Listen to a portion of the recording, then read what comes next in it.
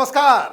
नए साल की आप सभी को शुभकामनाएं। लेकिन खबरों की खबर में मोदी सरकार के इस कारनामे के बारे में आज हम बात करने जा रहे हैं कि जिसमें साल के पहले ही दिन ऐसा फैसला लिया गया, ऐसी खबर आ गई कि जिससे हिंदुस्तान में जो क्रिश्चियन मिशनरीज जो कन्वर्सन के काम में लिप्त हैं उनको बहुत बड़ा झटका लगा है। इतना ही नहीं, ये जो टॉलरेंस गैंग, इंटॉलरेंस गैंग, ये लेफ्ट लिबरल कबाल, ये झोला टांग के समाज सेवा के नाम पे एनजीओ चलाने वाले लोगों के ऊपर जो आज एक ऐसा वज्रपात हुआ है जिससे आप कह सकते हैं कि उनका साल के शुरुआत में ही साल खराब हो गया।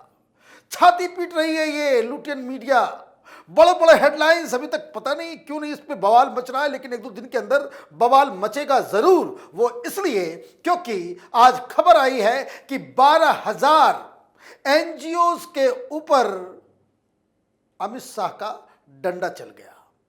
ये लोग एफसीआरए के तहत अब विदेश से फंड हिंदुस्तान नहीं ला पाएंगे, इसलिए कोहराम मच गया है सवेरे सवेरे। वो इसलिए क्योंकि इन लोगों ने हिंदुस्तान के नियम कानून के हिसाब से चलना वो उनको भाता नहीं है। इनको लग रहा है कि यहां पे सोनिया गांधी की यूपीए की सरकार है, जो मनमानी करना है आप मनमानी करें। क्या खबर आई है? खबर यह आई है कि licence under foreign contribution regulation act FCRA 2010 required to receive foreign funding of more than 12,580 non-profit organizations, NGOs, have ceased. As on Saturday, the Union Home Ministry showed its updated list of these FCRA license of nearly 6,000 has expired yesterday. उसका निरस्त कर दिया गया है और इससे पहले भी एक लिस्ट निकली थी जिसमें 6,000 के आसपास, मतलब 6,000 और 6,000 12,000 एनजीओज। और एनजीओज में किसके किसके नाम हैं? अब आप नाम सुनेंगे तब आपको समझ में आएगा। लिस्ट में देख रहा था, Saint Paul church, Catholic church, Saint Thomas church, Catholic church, ये आदिलाबाद डिस्ट्रिक्ट में है। आदिलाबाद डिस्ट्रिक्ट एक और कैथोलिक चर्च। ये अलग अलग जो एनजीओ बना करके जो बाहर से विदेश से पैसा आता था, इन लोगों के लाइसेंस को रद्द कर दिया गया है। और भी बड़े बड़े नाम हैं, ये जो झोला टांग के एनजीओ चलाते हैं, 5 स्टार एनजीओस, बड़ी बड़ी बिंदी तिकली लगा करके, जेएनयू वाले, ये जो लेफ्ट लिबरल कबाल, ये सारा लोग, ये जो धंधा जो चलता है हिंदुस्तान में ये नक्सलियों का, उसमें आप देखिए क्या क्या नाम है। Oxfam, Emmanuel hospital association, tuberculosis association of India, Asha Kiran rural educational developmental society, Chaitanya rural developmental society, Hamdard education society, Delhi school of social work society, DAV college trust management society, India Islamic cultural centre, India habitat centre, lady Shri Ram college for women, और भी बहुत सारे नाम हैं।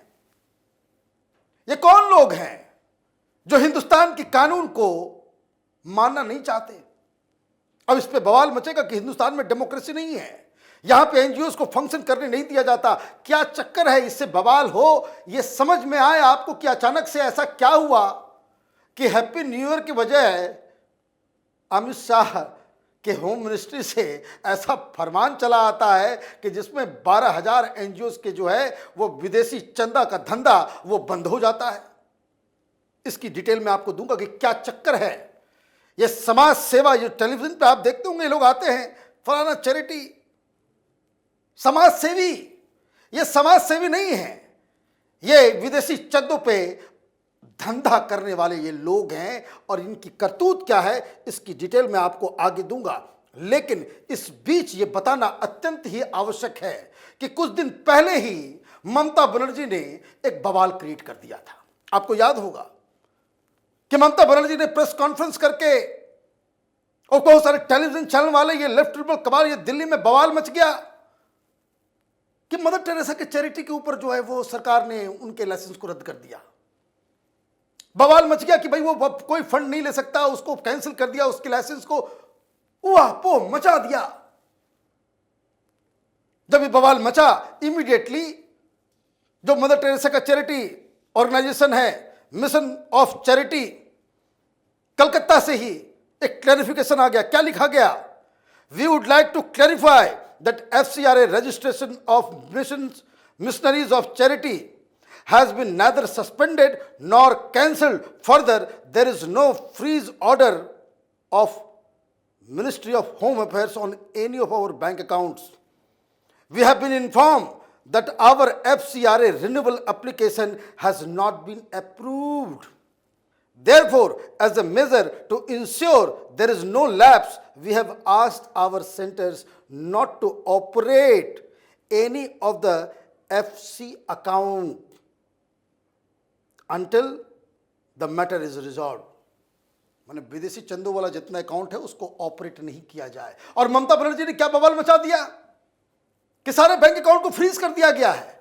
Freeze सरकार ने नहीं किया, ये मदर टेरेसा के ऑर्गेनाइजेशन के लोगों ने एहतियातन उन्होंने बंद कर दिया कि भाई इसको ऑपरेट अभी मत करो, क्योंकि ये जो लाइसेंस है वो रिन्यू नहीं हुआ है। क्या है लाइसेंस?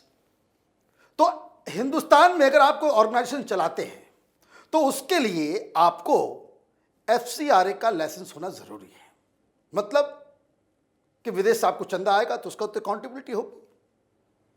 आप पाकिस्तान से तो पैसा नहीं ला सकते, आप किसी टेररिस्ट ऑर्गेनाइजेशन से तो नहीं ला सकते, आप दुबई से किसी अंडरवर्ल्ड का पैसा तो लेकर के बैंक में ला करके आप यहां पे बोले समाज सेवा करेंगे। ये कैसा समाज सेवा होगा भाई?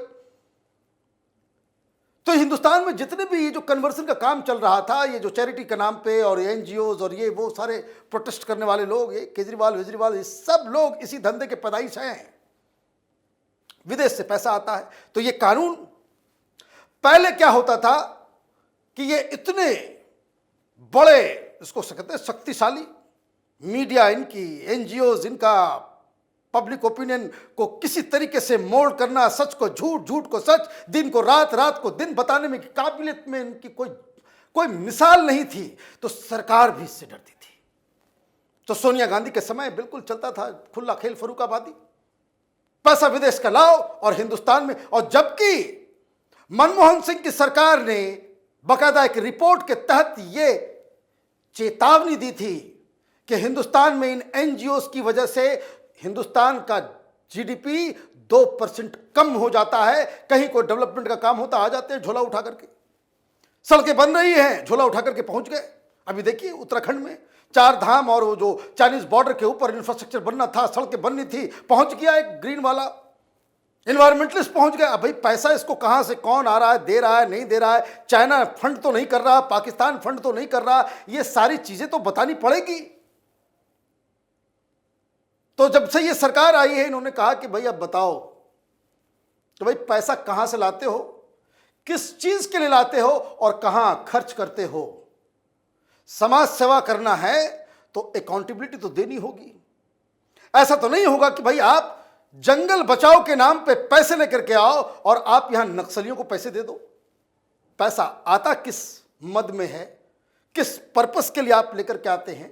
आप एजुकेशन के लिए पैसे लेकर के आ रहे हैं कि भाई आप बाकायदा आप कहीं से फंडिंग एजेंसी से फंड लेकर के आते हैं तो अप्रूव करना होता है कि भाई हमें 100 स्कूल खोलने हैं। तो भाई अकाउंटेबिलिटी तो होगी। भाई पैसा आ गया, 100 स्कूल खुले या नहीं खुले, या कोई बीच में चट कर गया, उसकी अकाउंटेबिलिटी होगी या नहीं होगी। मोदी सरकार आई और उन्होंने कहा कि भाई अपना इनकम टैक्स रिटर्न भरना चालू करो, दिखाओ कहां कहां पैसा तुमने खर्च किए, भाग गए आधे। अभी जो खबर आ रही है कि कुल मिलाकर के जो टोटल संख्या है जो विदेशी चंदा ले सकते हैं वो 16,829 NGOs बचे हैं। मोदी सरकार जब आई थी 25-26 हजार से ऊपर इसकी संख्या थी।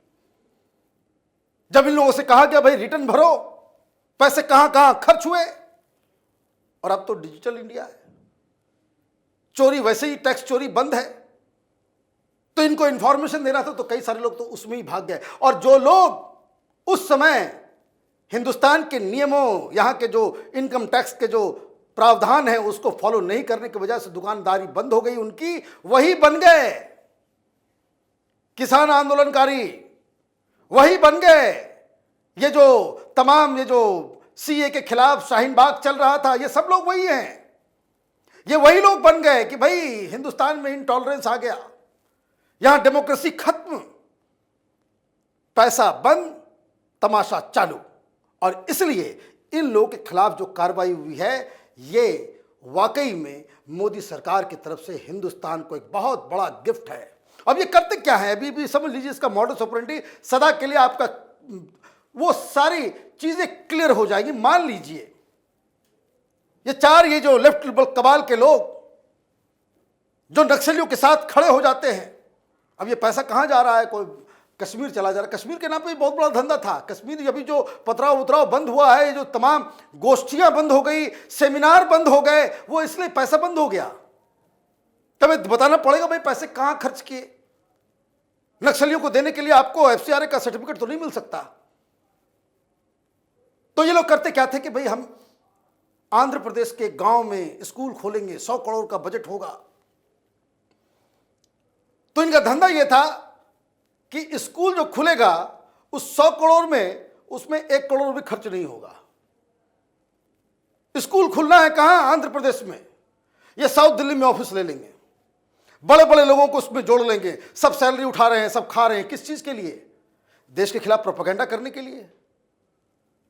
उस समय की सरकार उसके साथ साथ इनके तलवे चाटने का काम होता था, तो कोई इसको रोकता नहीं था, कोई टोकता नहीं था, और पद्मश्री भी लेके चले जाते थे। काम धाम कुछ नहीं, पद्मश्री भी लेके चले गए, क्योंकि इन लोगों का पूरा धंधा, वो पूरा नेटवर्क चल रहा था, इंटरनेशनल रैकेट,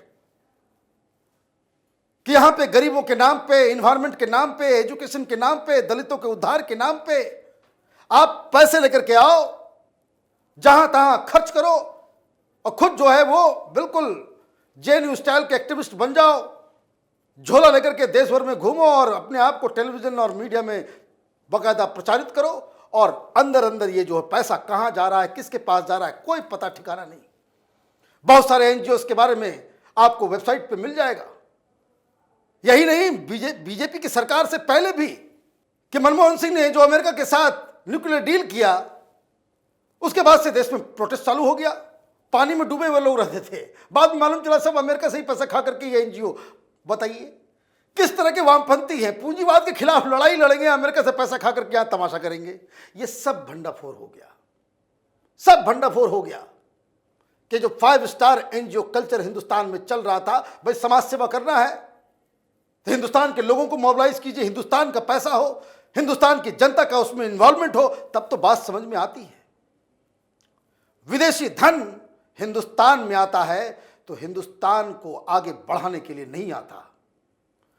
कोई भी विदेशी ताकत हिंदुस्तान में अगर पैसा फंड करेगी तो वो ये चाहेगी कि हिंदुस्तान में किस तरह से तबाही और बर्बादी हो।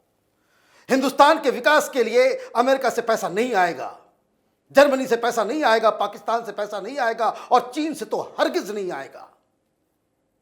और यही इस तरह का एनजीओ में देखिए कैसे राजीव गांधी ट्रस्ट में चीन से पैसा आ रहा था। तो ये सारी चीजें जो हैं, आज नए साल के दिन एक बड़ा, जिसको कह सकते हैं कुठारा घात, अमित शाह का डंडा इस तरह के फर्जी एनजीओ के ऊपर चला है। ये तथा कथित समाज सेवियों का जो दिन जो है आज वाकई खराब हुआ है, लेकिन देश के लिए एक बहुत ही अच्छी खबर आई है। आप देखते रहिए कैपिटल टीवी, हमारे वीडियोस को लाइक कीजिए, शेयर कीजिए और हमारे चैनल को सब्सक्राइब कीजिए। धन्यवाद।